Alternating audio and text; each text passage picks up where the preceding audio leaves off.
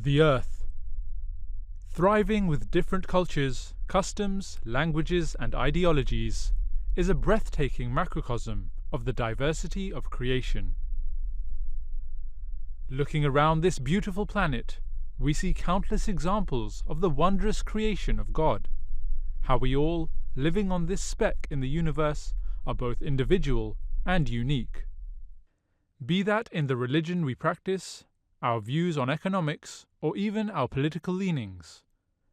But if we flick through the annals of history, the pages of our broadsheets, or the timelines of our social media, we are faced with the cold, harsh reality of conflict, chaos, and torment.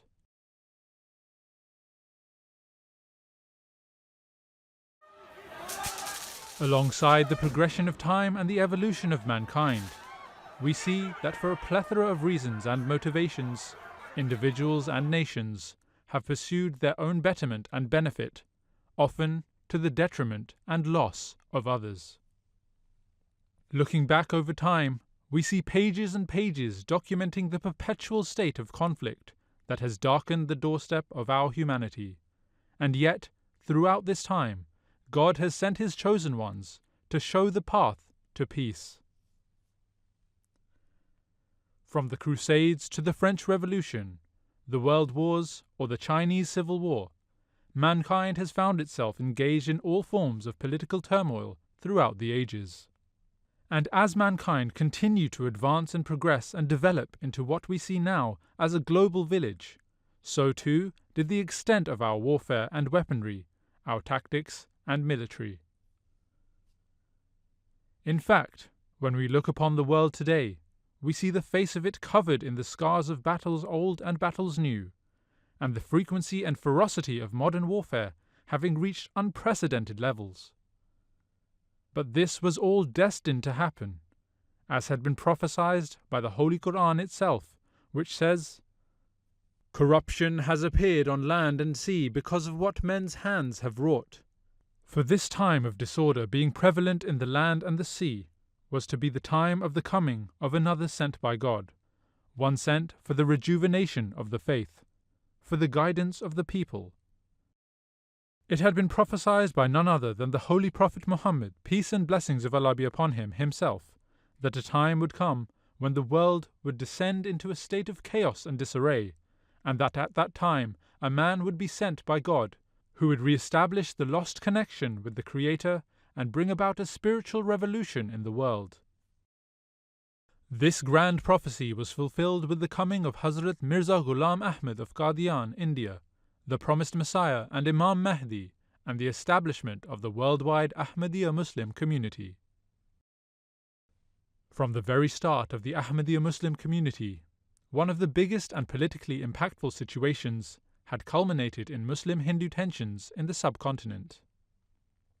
The skirmishes and constant battling between these two estranged brother communities had been raging on for many years, and it was in this climate that the promised Messiah, who had been foretold by the Holy Prophet, peace and blessings of Allah be upon him, to be the just arbiter, entered the arena. In his book, Paigham-e-Sulh, Hazrat Mirza Ghulam Ahmad spoke out against the tensions between the two communities and urged for the establishment of long-lasting peace and truce. Notwithstanding the hundreds of differences between us, Muslims and Hindus alike share one thing in common, i.e., we all believe in God, the Creator and Master of the universe. Also, we belong to the same denomination of God's species and are referred to as humans. Furthermore, as inhabitants of the same country, we are mutual neighbors. This requires that we become friends to each other with purity of heart and sincerity of intentions. We should dispose kindly to each other and be mutually helpful.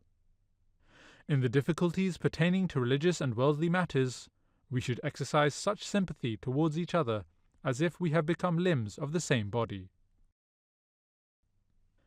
The promised Messiah did not simply and unjustly take the side of the Muslims, nor did he side only with the Hindus against members of his own religion. Rather, taking the duty of justice and fairness into account, he admonished both sides for the sake of ridding the area of the continuous bloodshed and turmoil that we see to this day. It was this example of the promised Messiah that laid a precedent for the members of the Ahmadiyya community, a precedent embodied in the very words of the Holy Quran. O ye who believe, be strict in observing justice, and be witnesses for Allah. Hazrat Musleh Maud also addressed this issue in great depth, along with continued efforts in the meeting with and the advising of the parties involved in this age-old conflict. He also made significant literary and oratory contributions towards a treaty of peace and an end to violence. Hazrat Musleh Maud maintained and established his main discourses on the principles of mutual respect and the need for solid, long-lasting foundations, as opposed to the prospect of momentary or immediate gain. He also continually advised both parties to come towards God and the inculcation of the essential attributes of morality. A never-ending wave of hope has been born within my heart.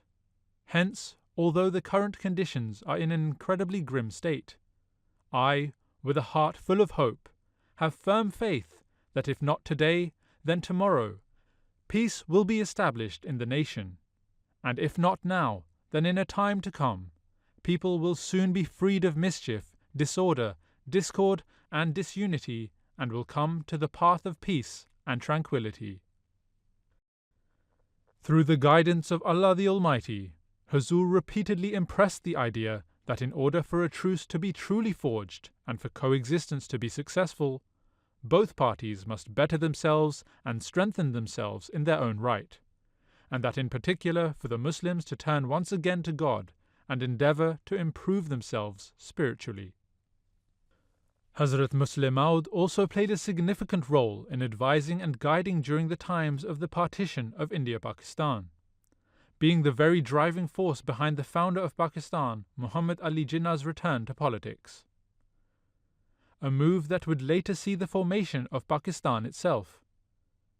In fact, it is a well-documented fact that Hazrat Musleh Maud played an integral role throughout this politically tumultuous time, by speaking with dignitaries and representatives and orchestrating moves to ensure the rights and liberties of all parties. These efforts, innumerable in quantity and unmeasurable in impact, also included personal involvement with the All India Muslim League, the Montagu-Chelmsford reforms of 1917, and the Nehru Report, to which Huzur wrote a book published in November 1928 entitled Muslim Rights and the Nehru Report.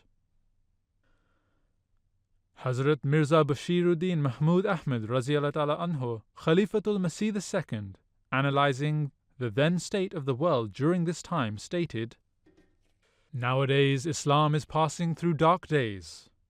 India, Palestine, Egypt, and Indonesia, in all these places the entity of Islam is in grave danger. Whatever is happening in India is there for all to see.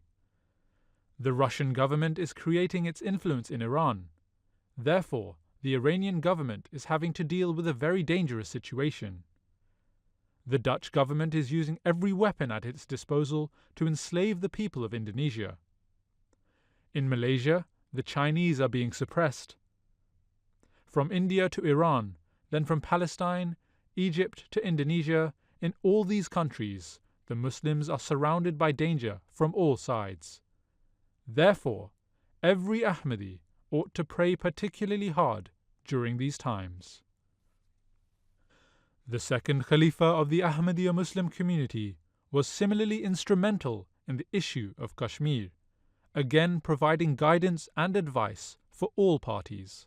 He decided to assist in various ways, including in early 1931 by lobbying the government of Kashmir towards policy reform in favour of all parties. Huzur also invited leading Muslims with a deep interest in the Kashmir issue for consultation on 25th July 1931. They discussed the dire state of the Muslim minority under the Maharaja. Alongside this, Khalifatul Masih II also felt the need for practical measures to embolden and support the people of Kashmir and to compel the Hindu Maharaja and his advisors to recognize the rights of the Kashmiri people. It was therefore decided that an All India Kashmir Committee should be formed for this very purpose, a committee in which the Ahmadiyya Muslim community played a vital role. Dr. Sir Muhammad Iqbal, who was himself an eminent Kashmiri, proposed that Huzur should be elected president of the committee. Hence, on the 25th of July 1931, Hazrat Muslim Maud was elected and many leading Muslims, including Sir Muhammad Iqbal, joined officially as its members. Over his next 2-year tenure, Huzur led the committee to win many battles and achieved almost revolutionary results through his leadership. The committee successfully addressed many issues, such as providing relief for the distressed, urging Kashmiri officials to perform their duties with helpfulness, sympathy, and humanity, providing legal aid for the wrongfully prosecuted, and many others. Eventually, the Maharaja was compelled to grant civil rights to the Kashmir Muslims, of which they had been deprived of previously.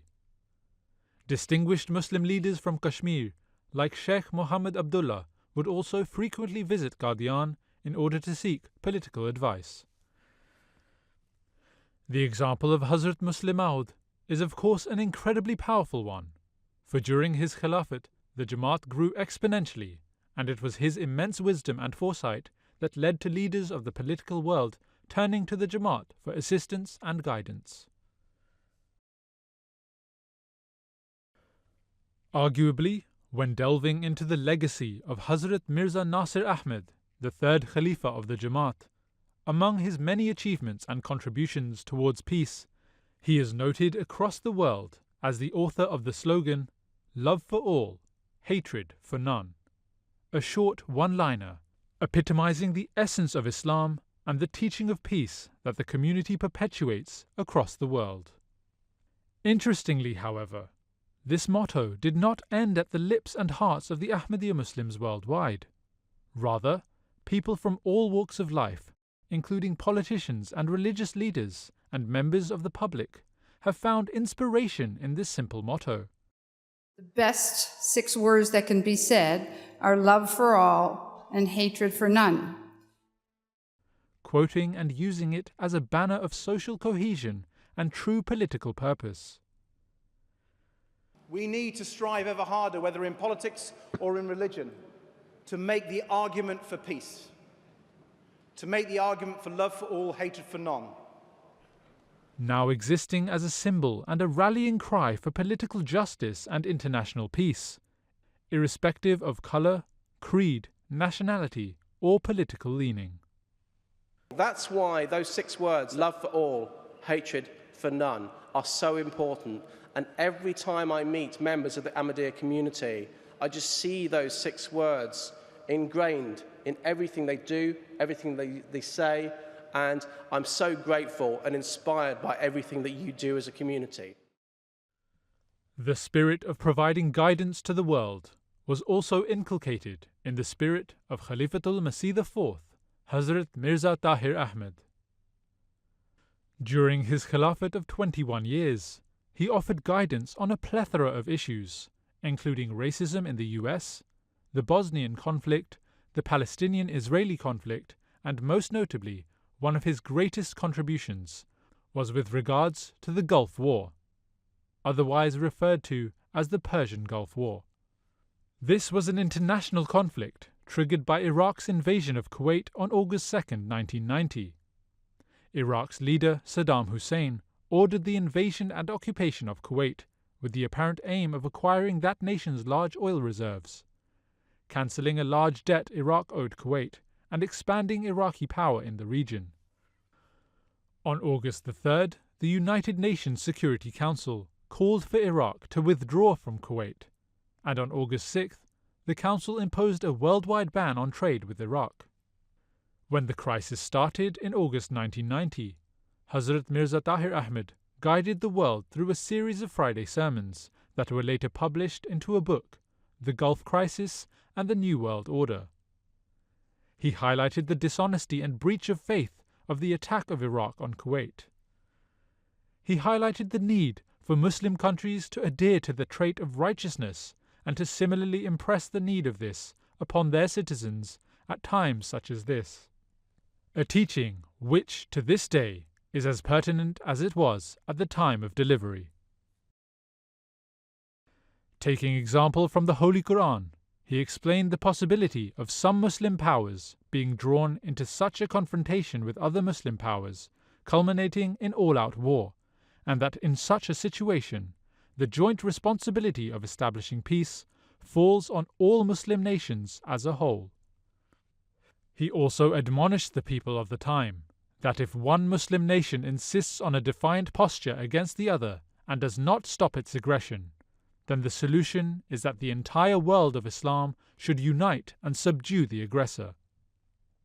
He emphasized again and again the need for Muslim states to follow the injunctions of the Holy Quran, and that if they were to do so, the bloody and protracted war between Iraq and Iran would come to a speedy end.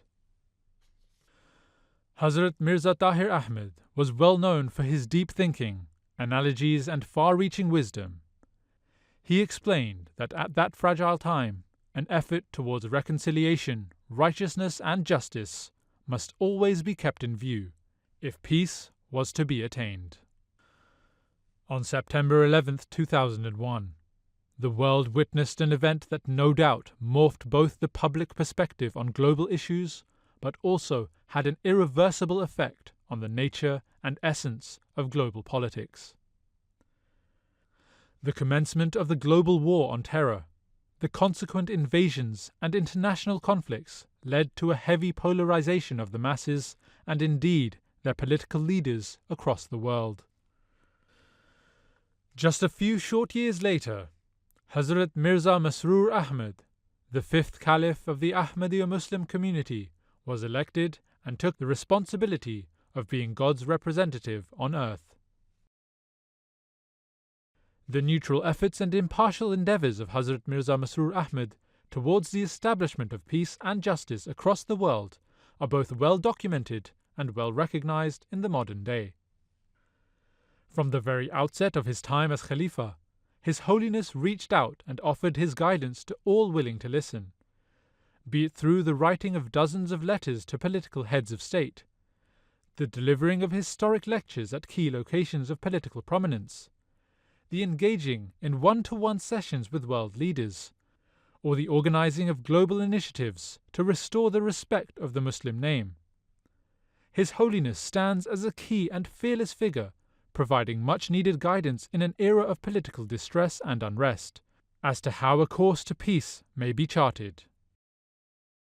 Unlike many other politicians and leaders, His Holiness remains impartial and balanced, worrying only about the prevalence of good and justice, rather than the keeping of appearances or wordplay. It is for this reason that when speaking to a nation, he speaks with the determination and sincerity that only a true man of God may have. Where on one side, he has admonished the Prime Minister of Israel to resolve disputes through dialogue rather than force. On the other, he advised the President of Iran to fulfill the requirements of justice with regards to international alliances. Be it the Queen of England, the Chancellor of Germany, the Pope of the Catholic Church, or the Premier of China, the advice of the Khalifa of Islam is loud and clear to anyone with an ear to listen to his wisdom and understanding.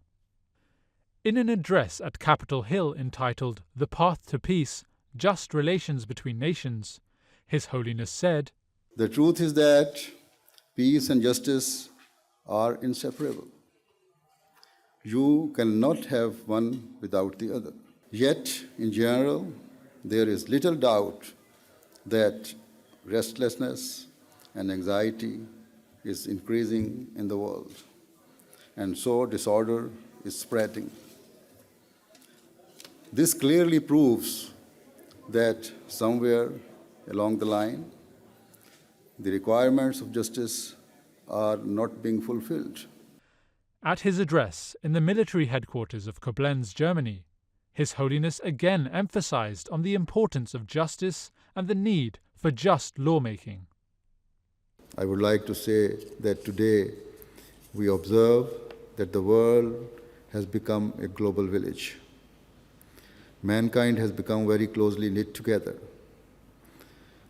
The people of all nations, religions, and cultures are found in all countries.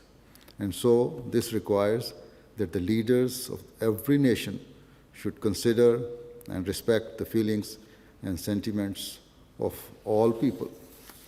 The leaders and their governments should strive to create laws that foster an environment and spirit of truth and justice, rather than making laws that are a means of causing distress and frustration to the people. Injustices and cruelties should be eliminated, and instead, we should strive for true justice. Under the instructions of this champion of peace, every year the Ahmadiyya Muslim community holds an international peace symposium, which brings together hundreds of dignitaries, religious and political representatives, all in the name of peace and justice. Where these symposiums give a platform for people from all walks of life to discuss and learn, it also provides them with an opportunity to partake from the guidance of His Holiness. The rhetoric of certain powerful world leaders has become increasingly nationalistic and belligerent, as they have pledged to put the rights of their own citizens above all others.